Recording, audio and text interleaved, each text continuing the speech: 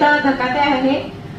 मी रियाजमध्ये 4 ते 5 महिने झाले काम करत आहे आणि मला असा कोणताही आजार नाही आहे की आहे नाही म्हणून. असे बरेचसे आजार आहे मला तर 9 वर्षापासून पिरियड्स येत नव्हते.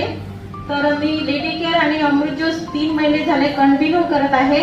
तर माझे 15 दिवसात माझे पिरियड यायला लागले. तर आता एकदम रेग्युलर येत आहे आणि मी 9 वर्ष फडके डॉक्टरकडे जॉईंट पेनचा त्रास होता तर त्यांच्याकडे 5 वर्ष ट्रीटमेंट पण केली.